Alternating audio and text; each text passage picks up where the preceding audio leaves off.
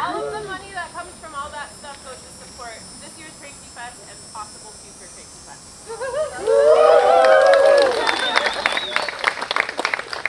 Hey, thanks!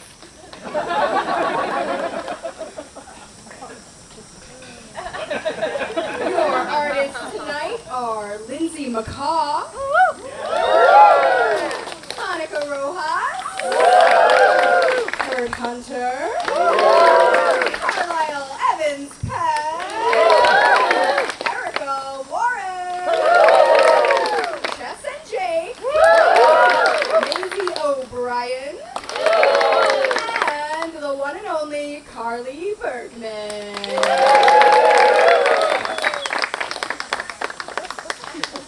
And now, without further ado, your host, Gladys!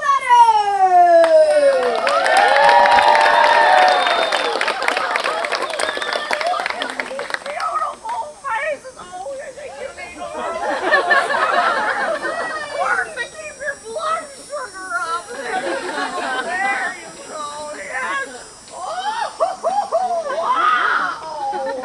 Look at this! Oh, this is quite a... okay. Oh, what a nice young man!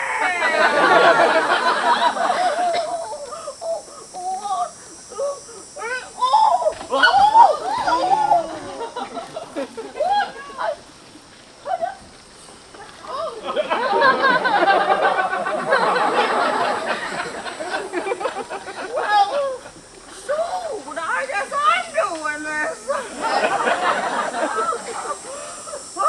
Well, when I first heard about Crankie Fest, I thought, I get enough of that from my neighbor, Bob. I'll mow my lawn when I want to, which is never. We have to protect the colony. We got a really great show. Some of these artists have been toiling hard for 3 months. Others started yesterday. But you'd never be able to tell which one.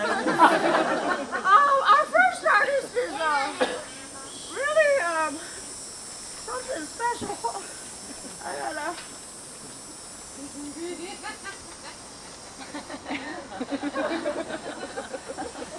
Oh dear.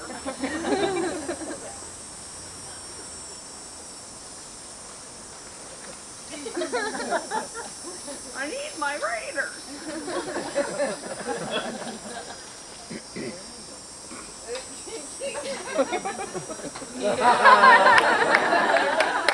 Later.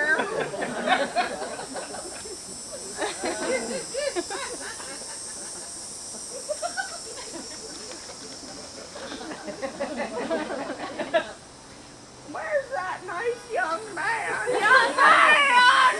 Young man! I can't quite... Young man, where are you?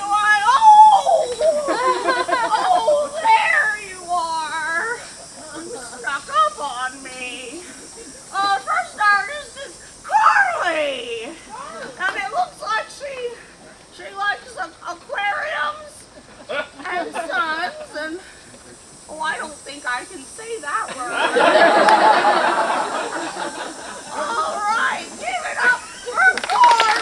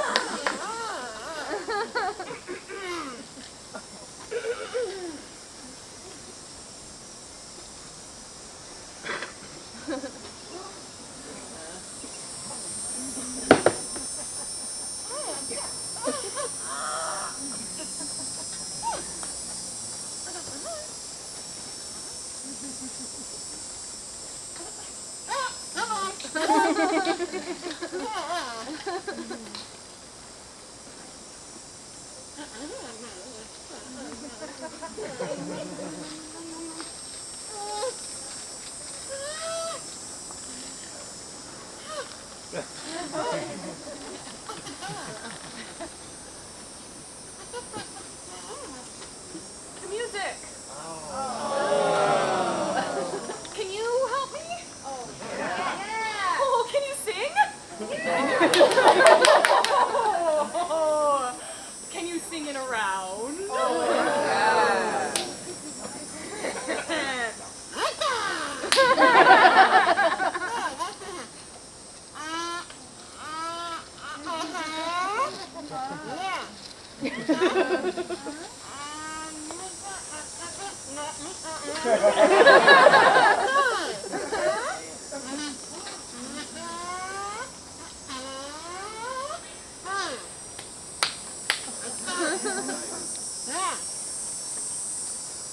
One bottle of pop, 2 bottle of pop, 3 bottle of pop, 4 bottle of pop, 5 bottle of pop, 6 bottle of pop, 7 bottle of pop.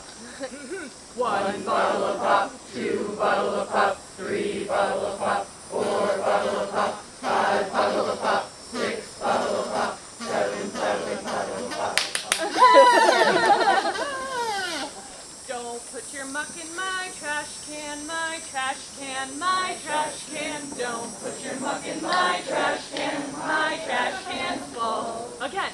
Don't put your muck in my trash can, my trash can, my trash can. Don't put your muck in my trash can's full.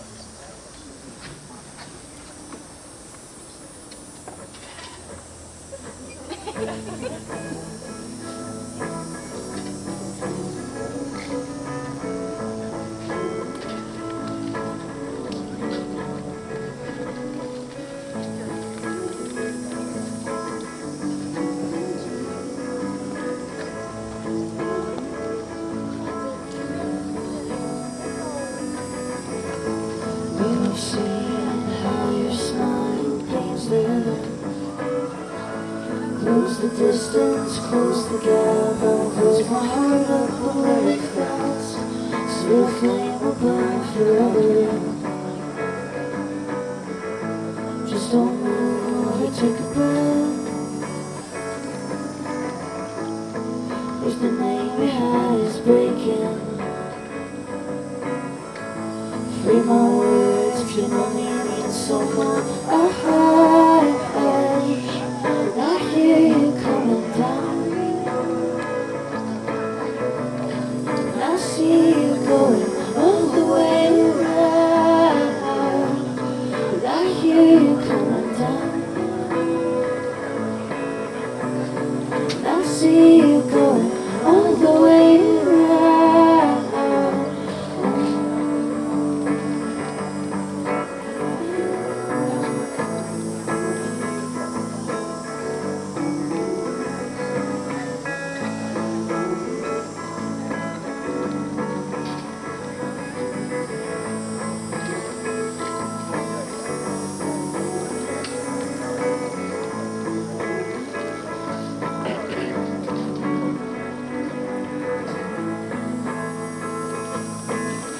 You've landed safely on the ground, but it's a long walk to cut grass and sound. You crave for innocence so bad, but these days we don't talk much about the past. Ooh, if the name you had is breaking, free my words can only mean so much. I hear you coming down. And I see you going all the way around. And I hear you coming down. And I see you going all the way around.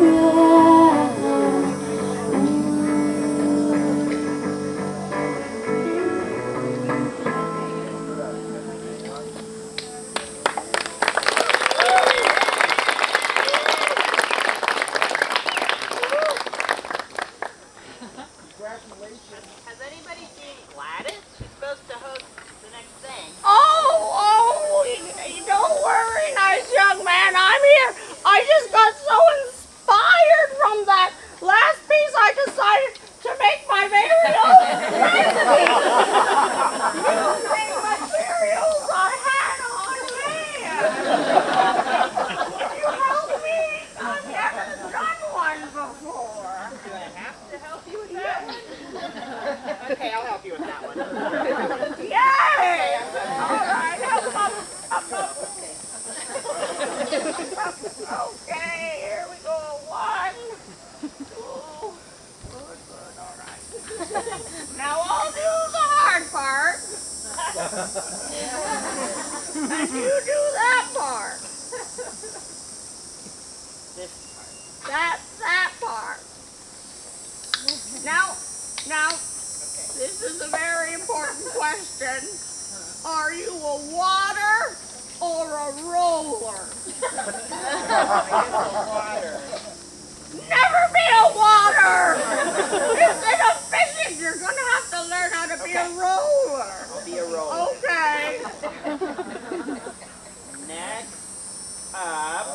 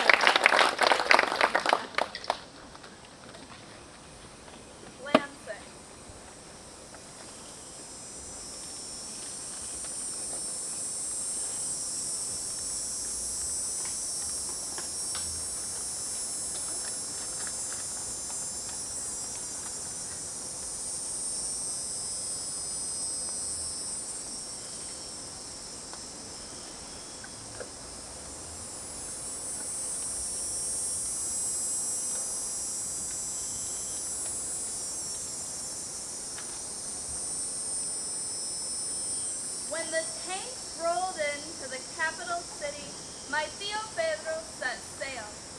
My mama and abuela filled his luggage with home and sorrow.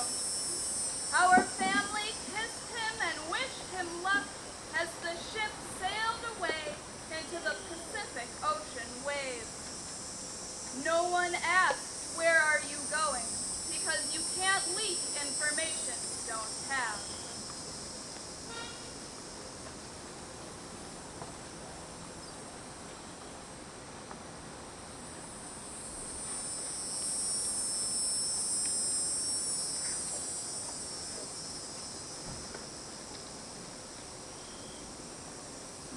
And so began my Tío Pedro's rumble at sea. He missed the montañas and the desert flores, but he quickly learned to let the ocean rock him to sleep. My Tío Pedro learned to identify her inhabitants while she ferried him between all 7 seas.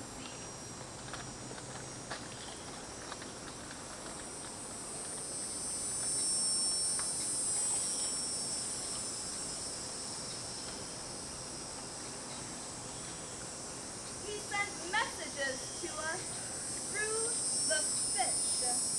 Because they breathe the ocean, they know every part of her and have no mind for the political battles of land. The fish told us that the ocean cradled him safely while the general reigned over the land. My mama tracked his journey on a secret map and learned what it was like to love someone you may never see again. Learned what it was like to be someone's sister that you may never see again. Now, I track his journey. The fish tell me that he has seen tsunamis sent to him from our land's earthquake. He has seen the only montañas taller than those that make our home.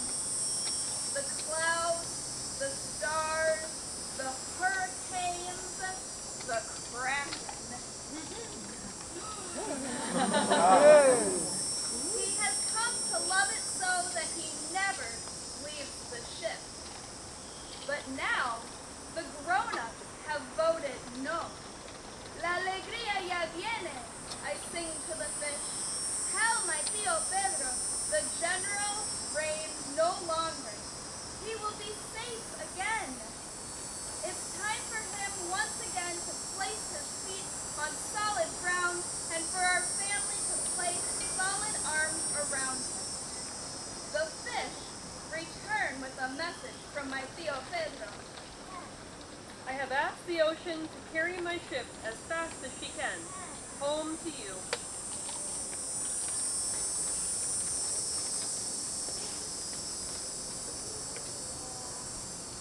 Yay!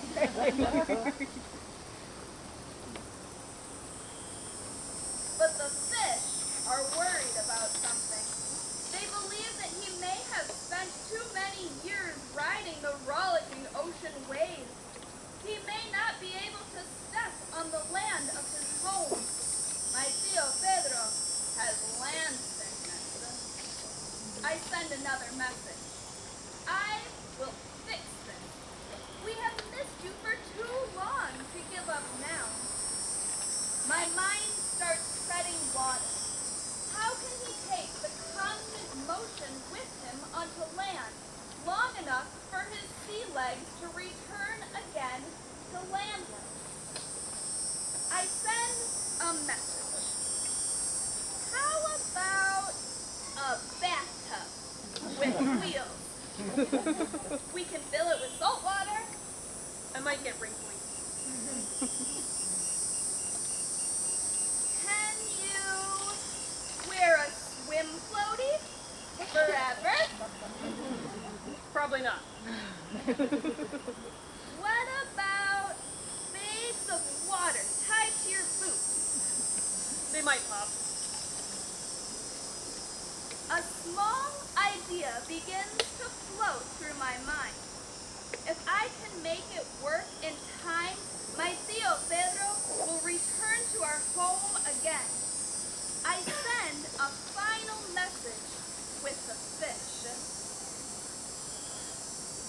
My Tío Pedro watches the waves dance with the stars until he catches the first rays of sunlight peeking over the endless Andes for the first time in many years.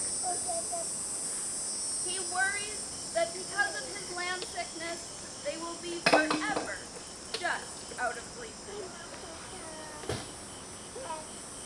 Our family cascades down the mountain, pours out of the valley, and streams through the desert to welcome him home. We find his skin is as weathered as the figurehead of his ship. He finds my abuela's hair is now completely gray, and his sister has become my mama. He finds me. Tears flow from everyone. I wonder if we will make our own ocean, and he will not need my solution for his land sickness after all. But smiles return with strong hugs. I look up at my Tío Pedro and hand him a box. He unties it slowly. An enormous smile rolls onto his face. So simple, so possible. He exclaims, Roller skate.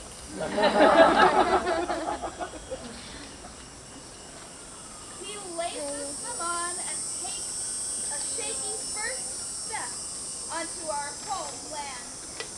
We skate around town together, eating empanadas de queso y helado de luz.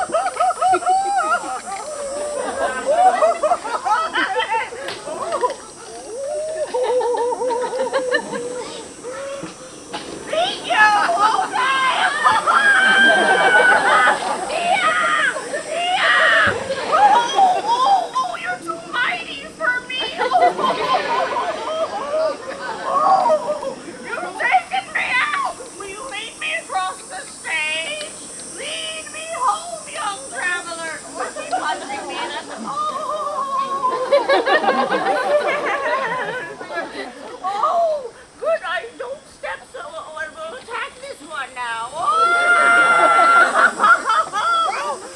Oh, my first husband's name was Murray, but I called him Ari. Oh, next up now, Lindsay Mccaw. Thank you so much.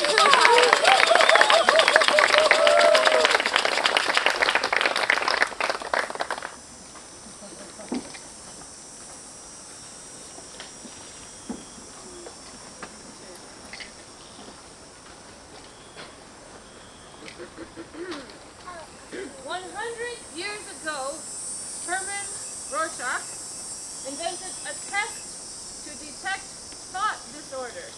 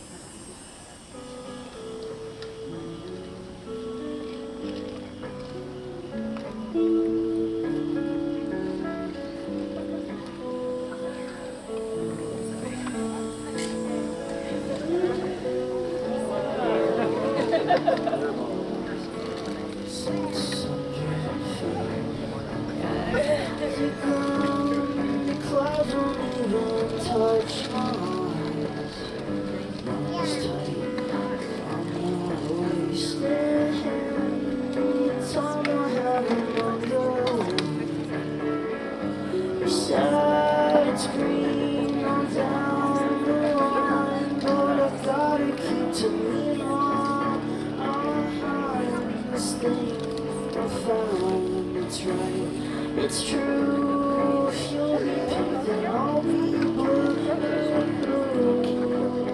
Smooth over,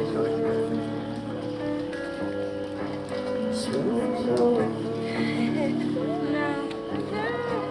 smooth over.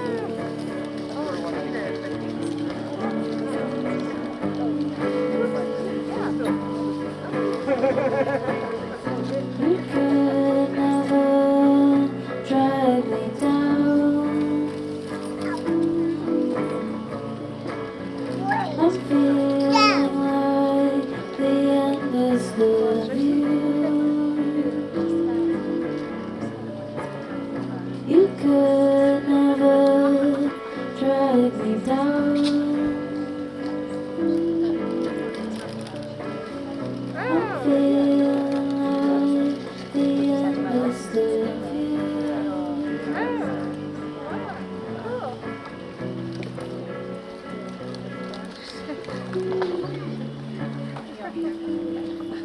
Yeah, that's great.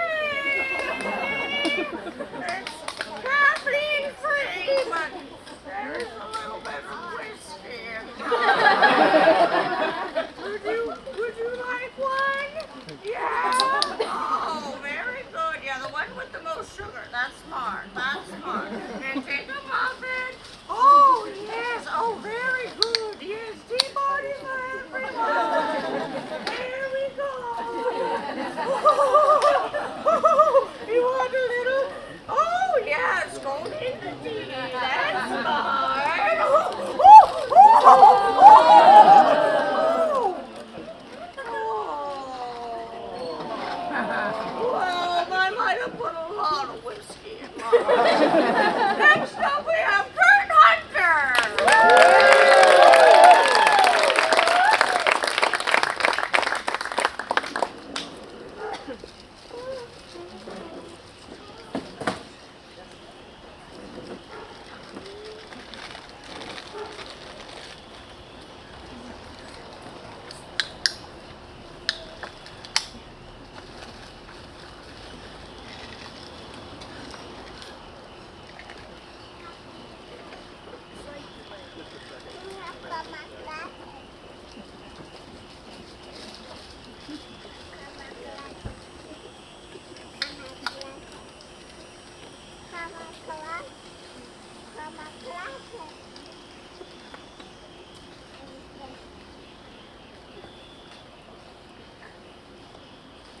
What you signed up for.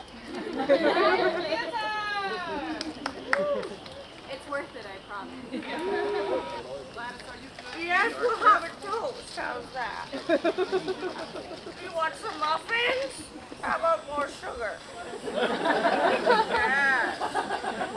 More? Good call, all right. Here's a really big one. Can you fit in? Oh, you want a more sugar? You got a big cup. You want a little, oh, a muffin. Do you want a muffin? That you want, oh, you want me to? We're ready.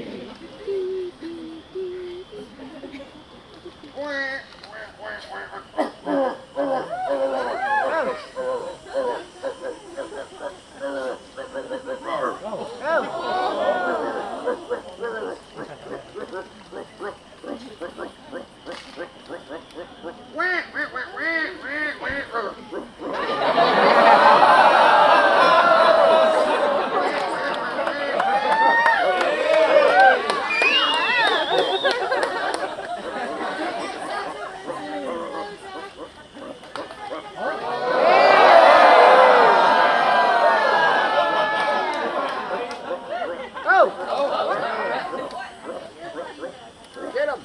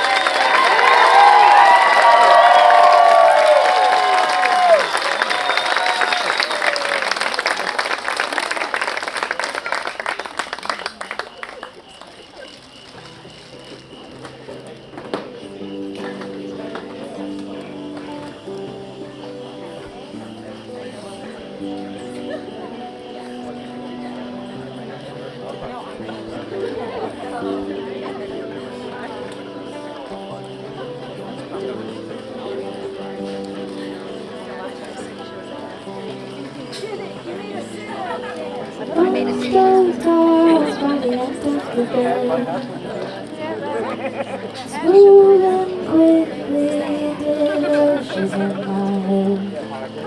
Watch me briefly lose my sanity, I'm sure.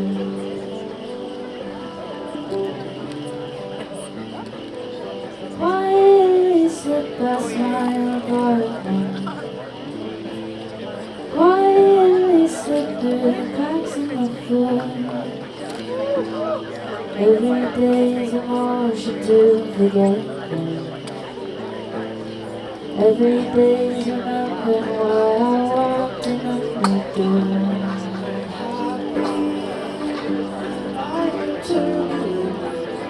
This moment is passing. I don't think I did.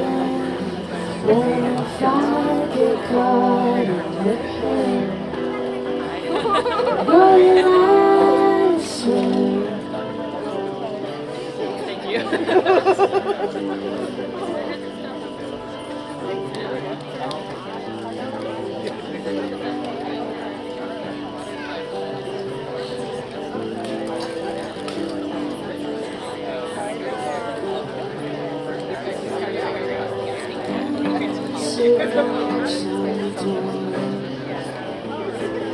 It's cold outside, wish that I had one.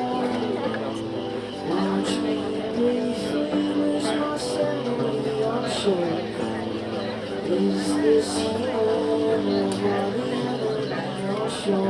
I am happy, I am terrible. This moment is passing, well, if I get caught in your head, rolling I swear. No, I could tell from now. Money roll.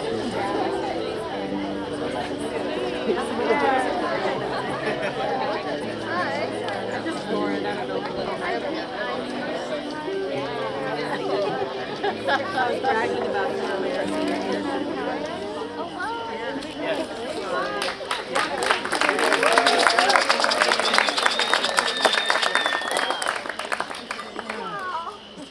I thought I'd show you a couple photos from my travels. Oh, thank you, Stephen. Oh, do you think I look like I need a napkin right now? That's very kind. I'll take it, actually. Very much. Oh. Let's save that for later. All right, not young man. Young man. I need some lighting. What's your name again? Eric. Oh, Eric. All right.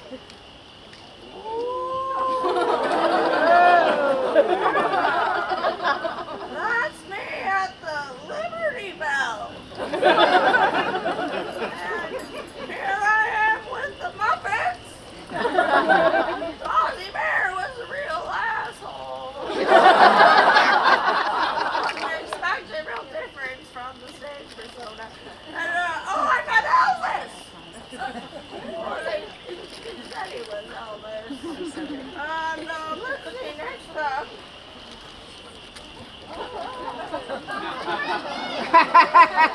What? Yeah, my arms. Oh! That guy was very passionate about his hot dog. And he shared it with me. I think, or maybe I took some. It doesn't matter. And, oh. Oh! Pee-wee. Oh, Pee-wee. He was an exceptional lover.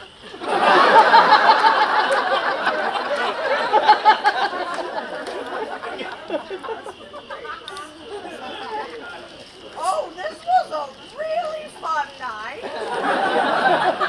I made a lot of new friends. We boogied down till late and, oh, I'm sorry, Eric, that's your ex-boyfriend, isn't it? Yes, you're better off without him, sweetheart. Dumb as a rock, but great abs. And, yeah, next up. Oh, yes, my best friend! Oh, we were making the same face. And she also just really loved tea. A lot of sugar, too. And some porgies. The royal family's complicated. Oh, it looks like we have Jess and Jake now!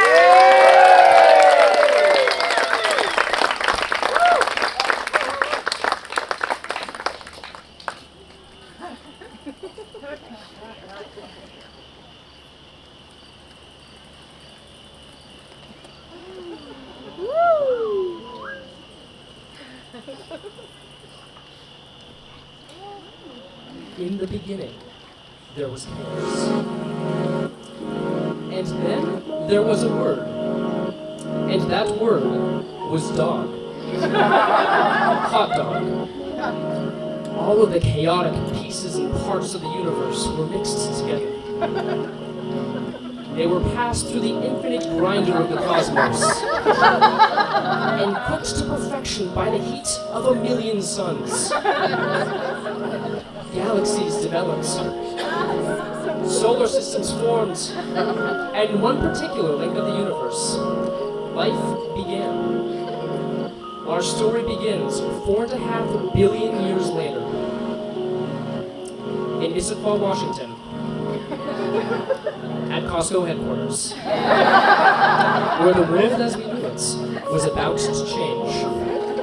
Our harmonious world was on the brink of total collapse because above us all, the elite, in order to save themselves from succumbing to the Great Recession, threatened one of the purest, tenderest earthly delights.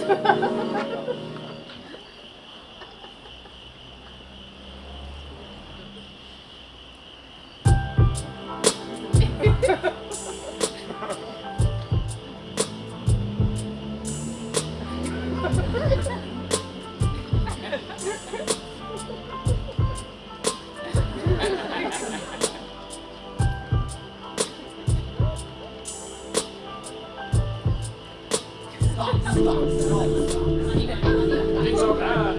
What will happen when we run out? Money. Oh, good. I propose we simply raise the price of the $1.50 hot dog and drink combo.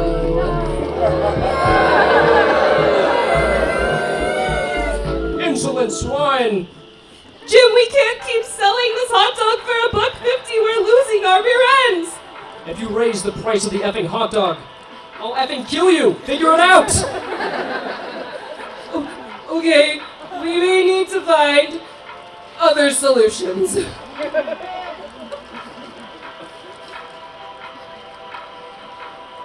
Extra, extra, capitalism fails, world grapples with collapsed economy. Kung Fu Panda breaks box office. Costco to unveil radical new wage, other corporations to follow suit.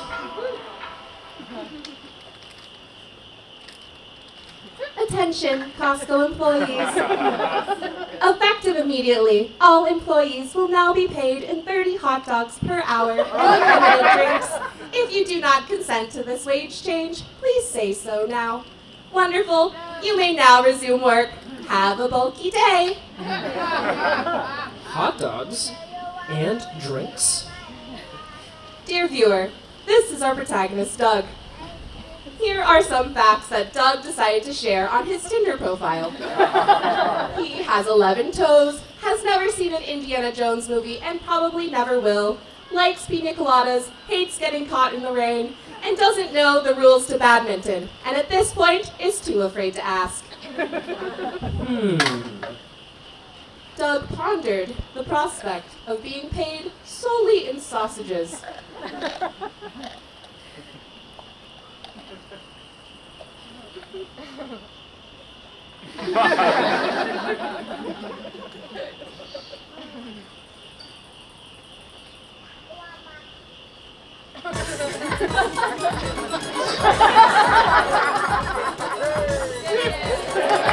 Doug believed he hit the jackpot.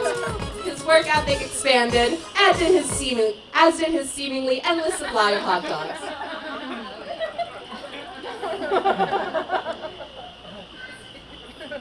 He found that in the midst of complete economic collapse, folks would readily barter and bend for a bite of bun. Cooler backpacks, pet snakes, foam fingers, and even flashlights. Doug had it all. He believed he was living in the lap of luxury until... Doug, can you dig the dog? Dougie, your rent is late.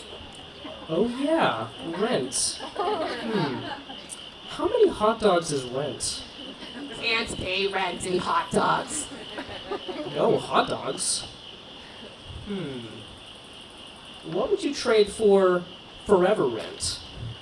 All right, weenie boy, tell you what. I would only trade rent for the fabled first-class weenie pass.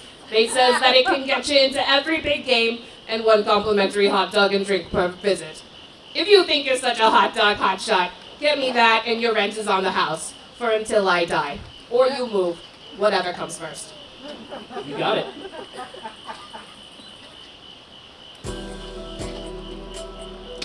Doug packed up his dogs and out the door he went. You may be wondering, where is Doug? Where could he possibly be going? Buns, only 2 days old. Hey kid, I've got a lot of wieners under this trench coat. I don't trade pickles for insulin. Well, it is well known that all hot dog related paraphernalia and information is stored at the hot dog black market. Subsequently, it is also well known that every 7-Eleven is a front for said black market. The two are synonymous. Go ahead, viewer, Google it. And as Doug traversed the 8 aisles of the 7-Eleven, he recalled the ominous whispers from outside. Follow the slush. Welcome, weenie. What do you seek? The weenie pass? You will find what you seek at the big game. Here is your map. Feel free to take a condiment on your way out.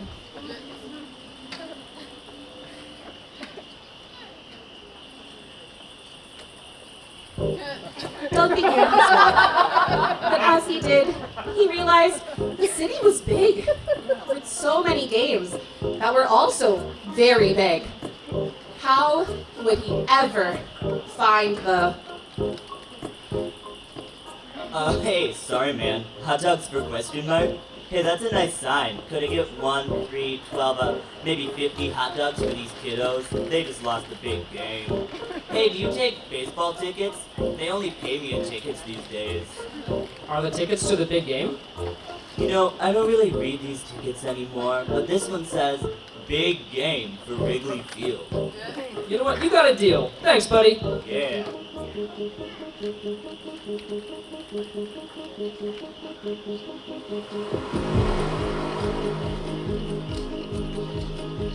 With big game ticket in hand, Doug continued his journey through the city and over the horizon. And just as he drank his last sip of hot dog water, Doug finally made it.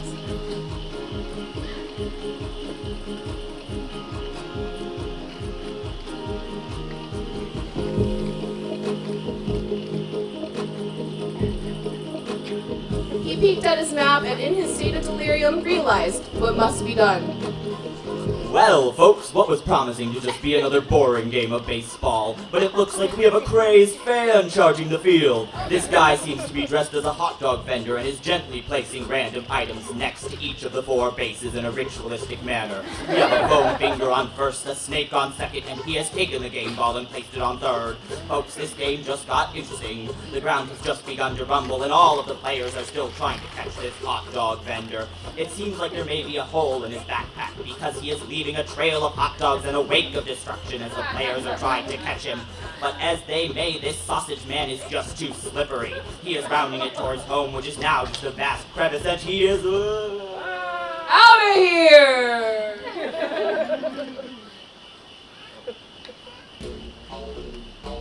Doug found himself in a dank little cavern, certain that the ticket would be here. His flashlight scanned over the etchings on the wall, which seemingly depicted the universe as one long string of sausages. Doug thought to himself, is this string theory? But he waved the thought away as he placed a hand on a large stone ketchup bottle. He watched as the red slowly seeped out of the bottle, giving the bottom a gentle pat. The wall clicked open, and at the top of the stairs, Doug saw it. What he believed to be the first-class weenie pass.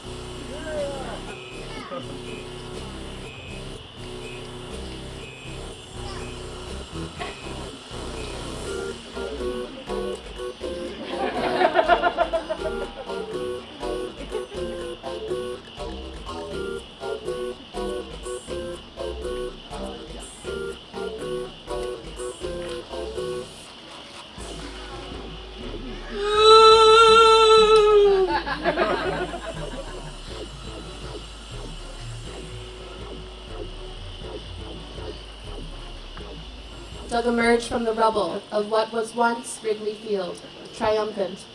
He thought of his simple life as a cart pusher at Costco. He took a step toward his journey home.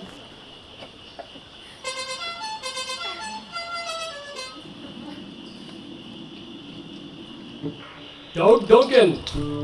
We have been watching you. And we have found you worthy. We would like to offer you the highest hot dog honor. At the very helm of our Wienermobile. Tell us, Doug, will you be our newest weenie boy? Hell yeah.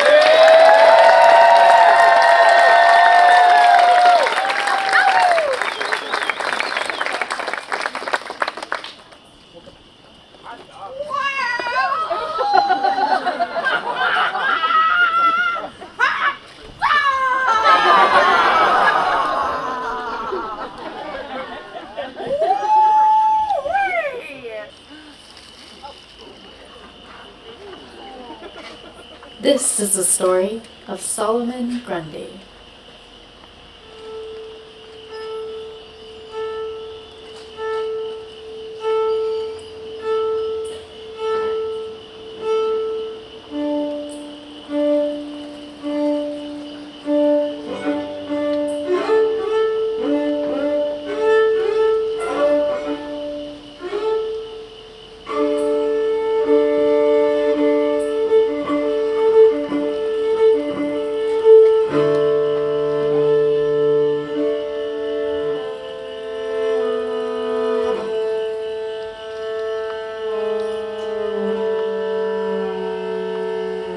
Solomon Claudius Horlog Grundy was born on a bleak and blustery Monday.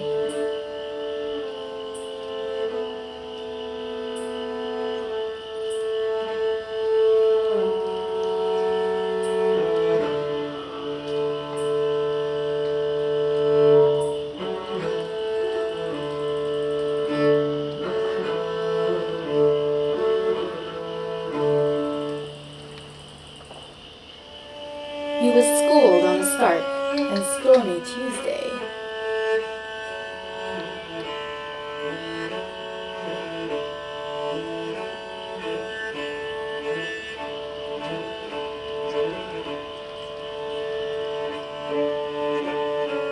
And loved on a gray and grisly Wednesday.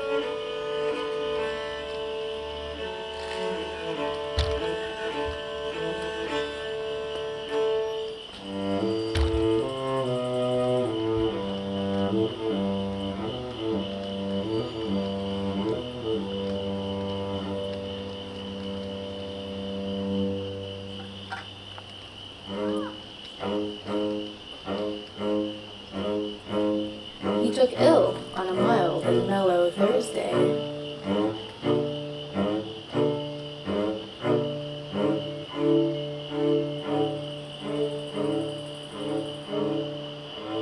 Grew worse on a bright and breezy Friday.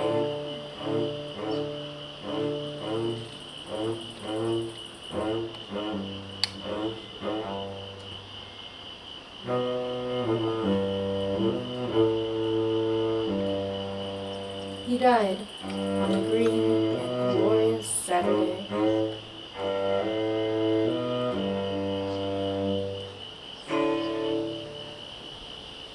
And was buried on a baking, blistering Sunday.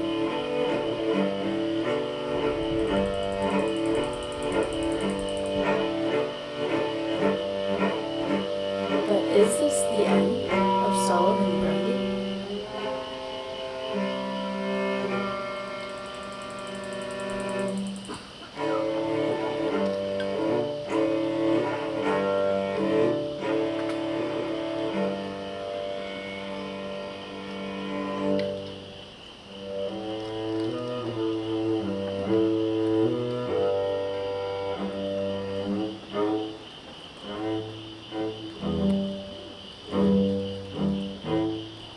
He lay there through January, hugging his bones, so February ground him a new cloak of stones.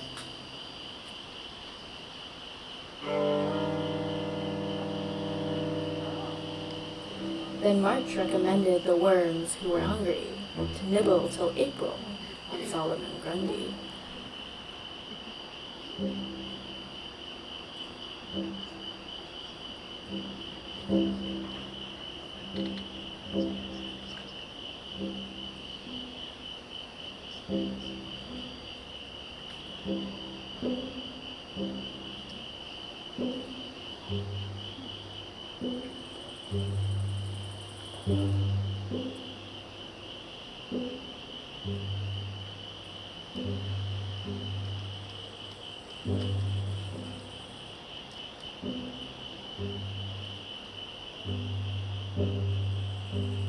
Come May he was dust, scattered so far and near.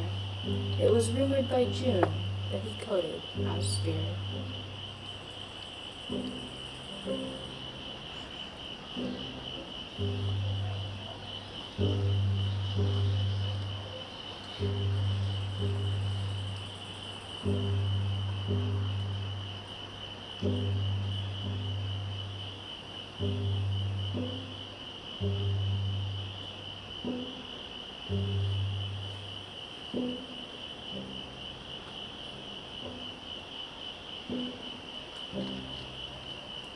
But July heard no more of the august and sundry, shortly lived memories of Solomon Grundy.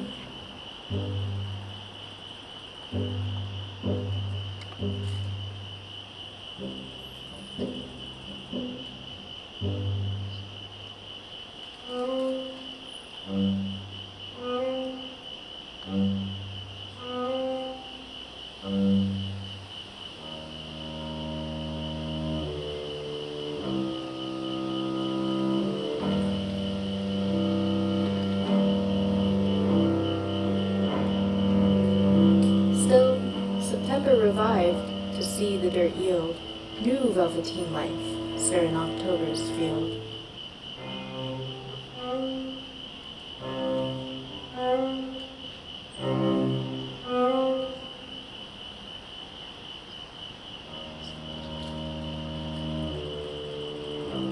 So if, in November, you hear the wheat mumbling, December assures you, in case you were wondering, that this is the end of Solomon Grundy.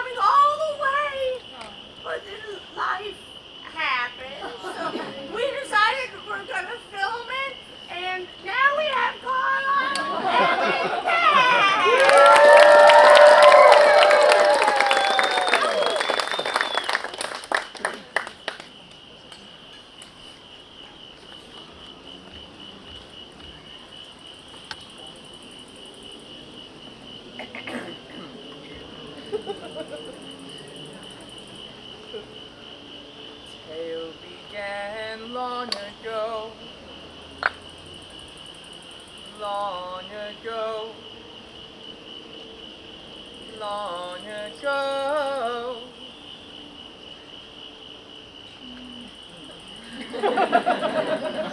Tale began long ago, long ago, long ago.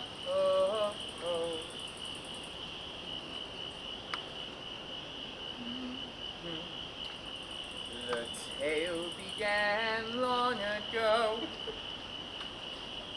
long ago, long ago.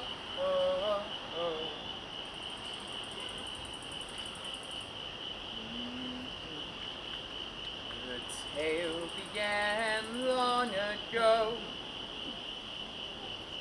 long ago, long ago. tale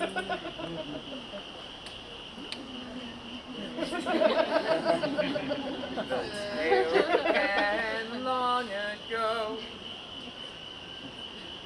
Long ago. Long ago.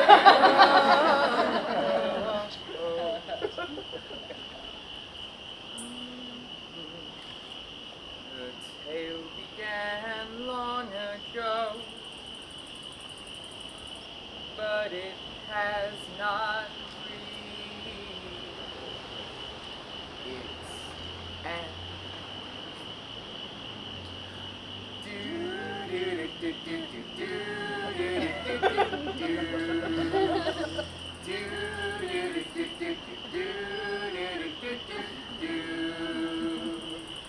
Rolling waters under, rolling fog getting dark.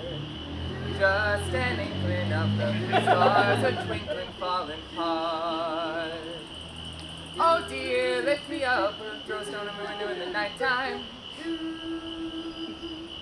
Hero, lift me up, let's go off on the western skies. 'Cause I know how to get back home again. I know how to get back home again. I know how to get back home again. I know how to get back home again.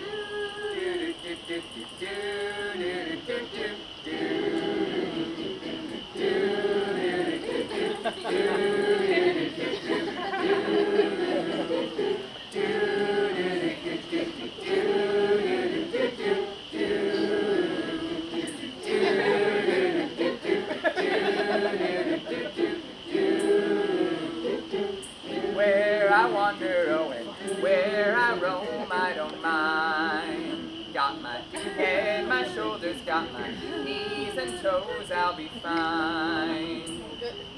Oh, hey, lift me up, and hot coffee. It is, it's been rough, but I know I'll make it by. 'Cause I know how to get back home again. I know how to get back home again. I know how to get back home again. I know how to get back home again.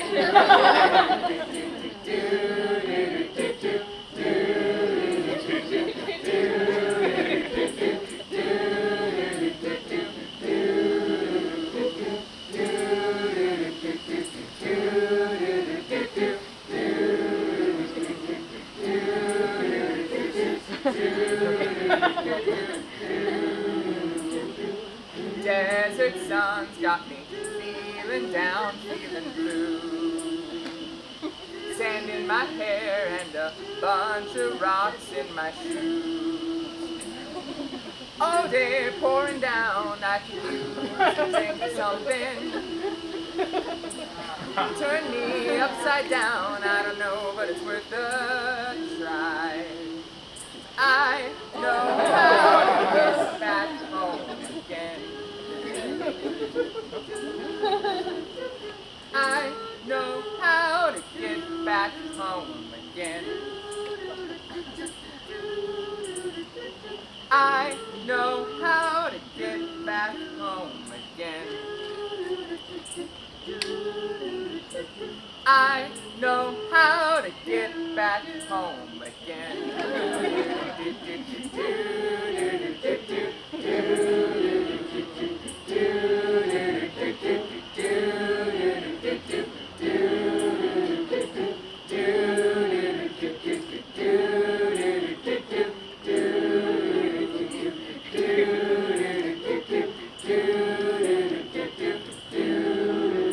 Come rain, come weather, come hell or come high water, hold tight, stay tethered. You know the road lies just beyond the breakers.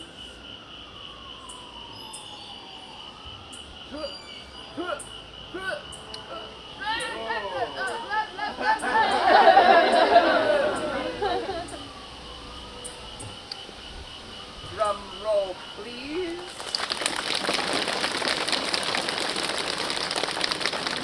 5, 6, 7, 8.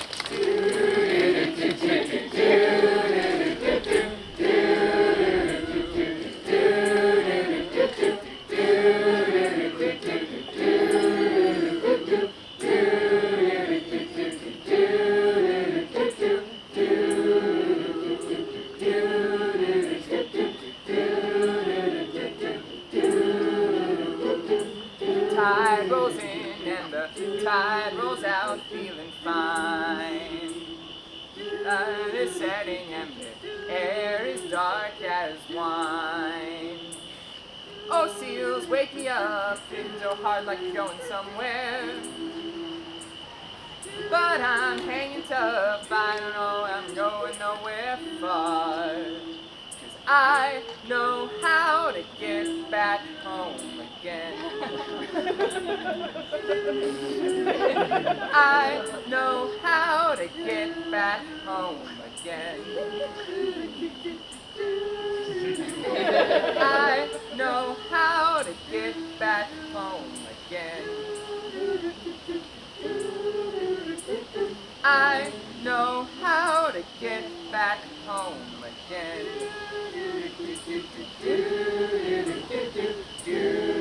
Start your engines, everybody.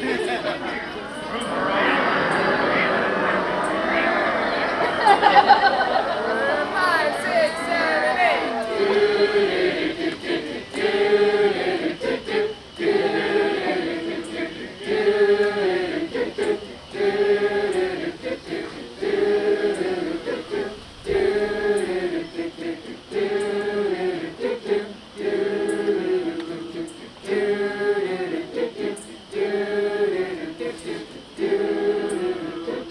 I know how to get back home again.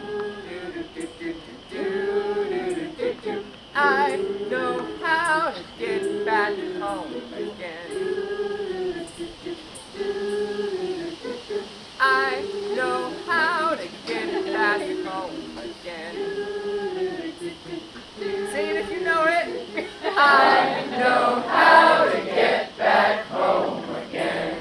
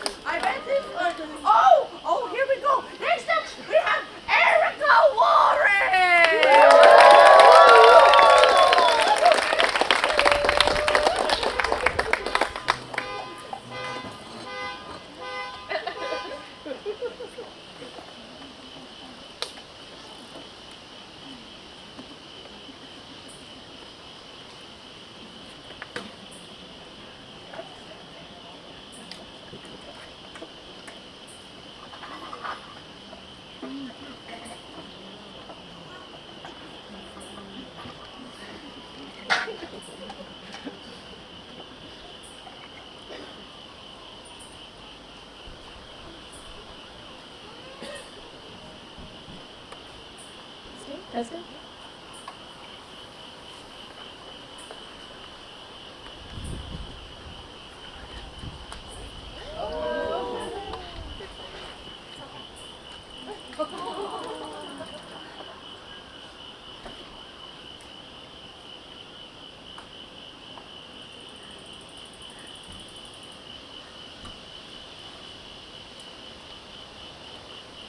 Our story begins with Kiki. Kiki always wanted to be like other kids in the village, but it was never meant to be. Her hair was wild and unruly, and she was always counting stars, identifying bugs under rocks, and treated the plants as if they were her friends. The other kids in the village knew that Kiki was different, and they did not understand her. That night, Kiki and her Nana sat by the fireplace in their cottage at the edge of the woods. Kiki loved to hear Nana's stories of magic in the dark woods. Her Nana spoke of trees that could whisper to one another, stars that danced, and flora that lived in the blink of an eye. Nana also spoke of a magical water oasis that would tell you any secret, and only the chosen ones were allowed to enter the sanctum and discover its infinite wisdom. Nana noticed that Kiki was distant that night. She asked, "Kiki, my child, what troubles you?" "Everyone thinks that I'm different," Kiki replied quietly. Nana gathered her child in her arms. "Kiki, it does not matter what they think. You will learn your truth in your own time." Kiki asked excitedly, "How did you learn your truth?" Nana paused and said, "I found my truth back when I too was considered the different one in the village. Your truth will show itself soon enough." Nana gazed outside at the great sapling, as you could see it towering over the forest. "Sleep, rest. It will be better tomorrow." After Nana tucked Kiki into bed, Kiki pondered what Nana had told her. She was impatient. Where could she find her answer now?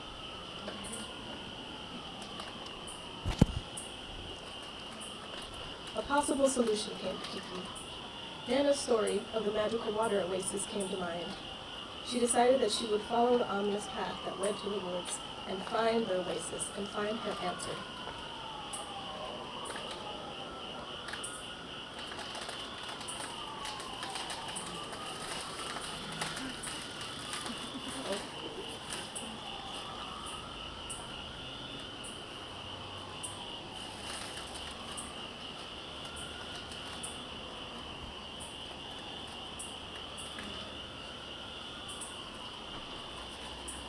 Technical difficulty.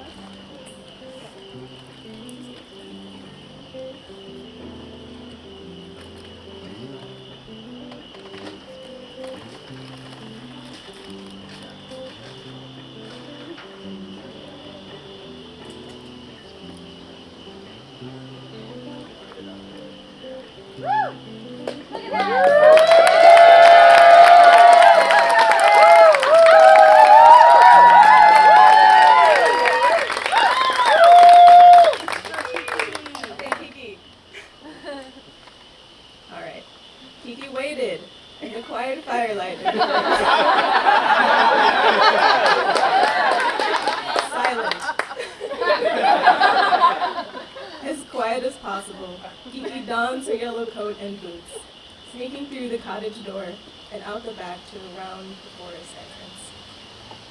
With a deep breath, she entered. Kiki had walked for a long time, but fortunately the moon had shone brightly above the forest, lighting much of the twisting trails, and she found herself unafraid. Kiki walked into a vast meadow of swaying green grass, and the sky was lit by millions of stars. As she walked forward, there in the distance, she saw a great sweeping shadow. She froze as she noticed it was coming straight for her. Recovering, Kiki looked into the sky as the shadow now took form. It danced, filling the silence with a knowing laughter. It was large and flew so fast and with a quiet ease. Kiki ducked low on the grass and observed the shadowy beast as it twirled and blended with the night sky. The great beast glided down, flapping its silent wings, exposing Kiki to the sight from the tall grass. It made its landing with one final act of showmanship. The beast extended its impressive wingspan. "Kiki!" the beast exclaimed. Kiki looked at the shadow beast with amazement. It was a huge, great horned owl, except it was made of the night sky. When it was met with silence, the owl closed its great wings and relaxed into a soft boredom. Kiki asked, "How did you know my name?" "I know everything," the owl hummed, then spoke in a mused tone. "Now tell me why you're here." "I'm looking for the answer," Kiki said. "The answer to why you don't fit in with the other snot-nosed brats?" the owl said slowly. "How did you know that?" Kiki felt stung. "Again, I know everything." The owl hooted, his feathers ruffling with delight. "And everything you seek is extremely simple, Kiki.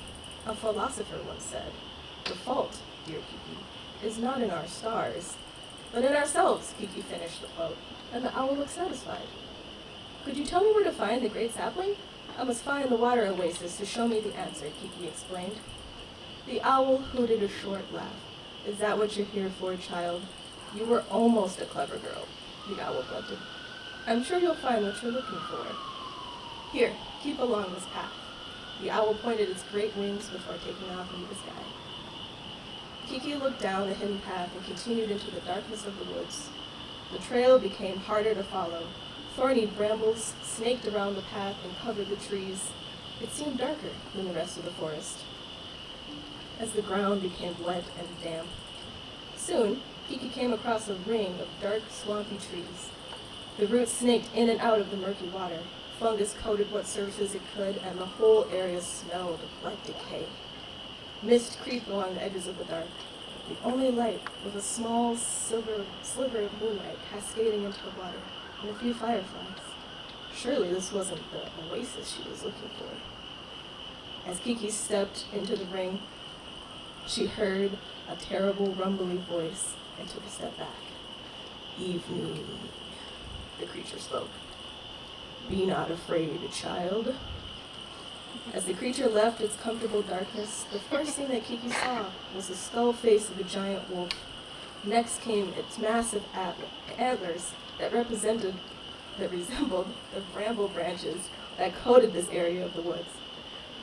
The creature was large and had long hair, with a body between a wolf and an elk. It was old, and it trudged through the muddy waters. Where it touched the ground, blooms of fungus spores and weeds grew and died. "You're a long way from home. Why do you come?" the creature asked. Kiki hesitated. "I'm looking for the answer." Decay oozed from its fur. "The answer?" the creature questioned. Dark mist slogged from its mouth. "To what?" Kiki thought about what the owl had said, how she was close to her answer already, and gently replied, "To the reason I do not fit in." The creature chuckled softly at her serious face and said, "It seems you are unsure of the answer that you yourself seek. Something that ails you like this, and you come into these dark woods?" the creature asked, in friendly disbelief, as it walked in the muck. "My Nana told me of a natural pool under the great sapling that will tell me the answer if I gazed in it," Kiki confided to the creature. "When it didn't answer," she continued, "it may give me the wisdom beyond my years, or maybe the fortitude of a knight, or a fortune beyond any king imaginable. The creature regarded her for a long time, the gaseous balls of light dancing. The creature let out a heavy sigh.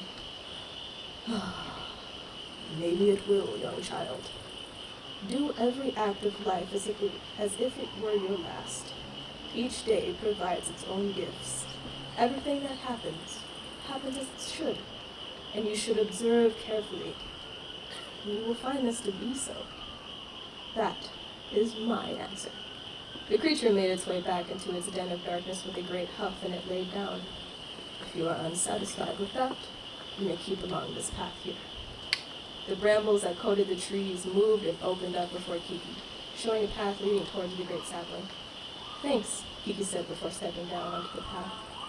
I wish you luck, girl, the creature said, as it closed its eyes for the last time. Through the thick mud and swamp gas, Kiki struggled through the denseness. She was grateful for the kindness and passage that she had received from the great beast and the creature. Instead of swampy gas, Kiki noticed that the air was filled with a pleasant smell of moss and flowers. It was brighter here. This place was different from the rest of the woods. It was gentle. Kiki saw up ahead that the path was filled with large trees laying in the way, and soon she had to climb over these logs to continue forward. Once she had made it to the top of two giant leaning trunks, she stopped for a short rest to catch her breath. She opened her eyes and took in all the beauty of this small sanctuary. Colorful flowers scattered around cool green grass, and birds sang on low-hanging branches that were jam-packed with plump, ripening fruits. Her eyes traveled way up to where the spotlight of the moon shone directly on her. It was then she noticed where she was. Kiki had made it to the center of the woods and was under the great sapling. Its shade now seemed so much more obvious. Her eyes traveled down now to the middle, where she locked eyes with the great sapling. The sapling sat, curled around her knees. She was beautiful, with a kind face, relaxed and peaceful, and the canopy was made up of much of the sapling, intertwining with the rest of the woods around her. She gazed into the sapling's soft eyes. Kiki, I've heard so much about you, the sapling hummed. Kiki was in shock. I hear everything that is whispered here, girl. The great sapling regarded her for a while. And you look just like her, the sapling said. Like who? Kiki asked. The last chosen in search of these waters. That is what you're here for, yes? Here. Climb through my roots, to my center. The answer you seek is within, the sapling hummed. Climbing up the great sapling, Kiki's heart raced. She was so close to the end of her journey. Through the bark of the sapling's chest, she followed the trickling sounds of water, and soon she came upon the pool. It was an oasis. Its waters were clear, crystal blue. There seemed to be a gentle glow far above as the first signs of morning began to creep through the trees. Kiki took a deep breath and approached the pool. The answer would be clear, Kiki whispered to herself, and removed her hood. On her hands and knees, Kiki crawled up to the edge of the pool and gazed inside. Its waters were still and reflected her perfectly. Her eyes were wide and her face was smudged with dirt. It was just Kiki. Sapling, I don't understand, Kiki said while tasting the bitterness of disappointment in her mouth. Kiki could hear the sapling's great voice from within. What do you see, child? Myself? Kiki asked, looking straight into her own eyes with a reflective surface. The pool is supposed to show me the answer. Kiki, whispered the sapling, you are the answer. Kiki looked up into the spiraling inside of the great sapling and said, no, it's supposed to make me wise and strong. Kiki, you are wise. You know when every plant bears its fruit, when the flowers in the garden will bloom, and the names of all the animals who come to your garden. And you know the story and name of every star in the sky. As for strength, you have the fortitude of a dragon's horde. You stood alone through adversity and never changed a thing about you, despite the pain it caused. Kiki was silent. Your answer, Kiki, is that you do not need to fit in. You do not need to adjust yourself for others, and you should be your own true self. And people will love you for it. It may not be today, or tomorrow, but you will find your rhythm. And the wealth and fortune is knowing that only you stand in your own way. Accept yourself, and you can do anything. You can become stronger and wiser and enriched. And you are the first of the chosen to have made it here in over 50 years. Kiki was unsure what the pool would show her. It wasn't something new or unknown. It was all in the reflection. She still had the same eyes, the same hair and nose and smile. She was Kiki. And what the owl had said suddenly made sense, and the huffing quotations from the creature in the swamp. She had been so close, clouding her own judgment with negative thoughts. Kiki stared at her reflection for a long time, and now admired it, and was proud of it. And with a burst of excitement, Kiki stood up. I am the answer. Sapling, I need to get home now. Kiki felt the ground shake and snake under her feet, and she could see the forest part itself. From the heart of the great sapling all the way home, she could see through the swamp, the grassy meadow, to the tiny light of her Nana's cottage. Thank you, great sapling. Kiki began running at a sprint through her expressway path. Thank you, swamp creature. Thank you, stars. You are all so very wise. Kiki ran all the way home. The morning sun was now beaming on the cottage. As soon as she was at the garden, her Nana opened the door. Kiki, you're all dirty again, child. She stepped down from the steps and the two embraced. Her Nana looked down at her face and asked, Kiki, where have you been? Kiki looked up at her Nana and with a grin said, I found my answer. It was there, inside my heart.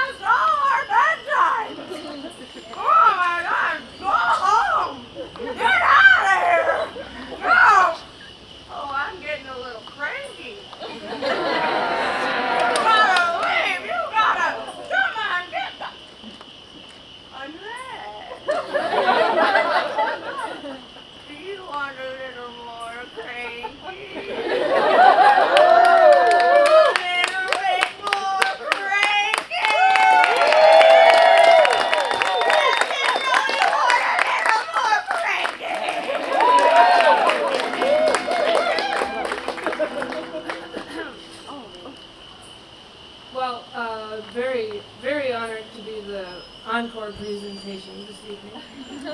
This is going to be a little song, a short but sweet little number from the music of Jimmy Driftwood, and it's a tale of life and struggle. It's called Rattlesnake Mountain.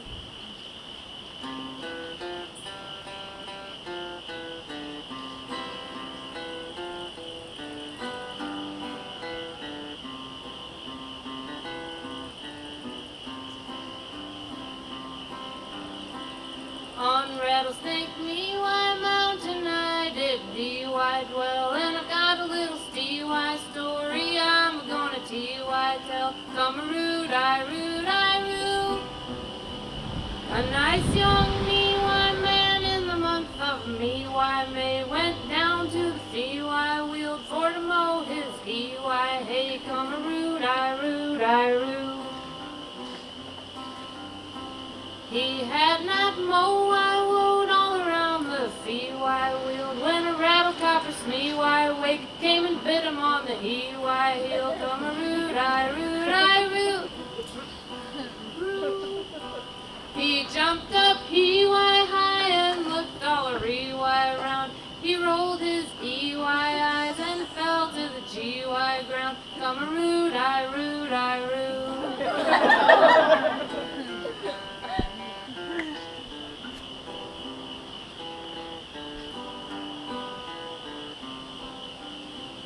Oh, little BY bird, go fetch my GY gal. I'm a rattlesnake BY bit, and I need my CY sal. Come a root, I root, I root. The bird did flee, why fly, and spread all the knee-why news, and out came CY sal without any she-why shoes. Come a root, I root, I root.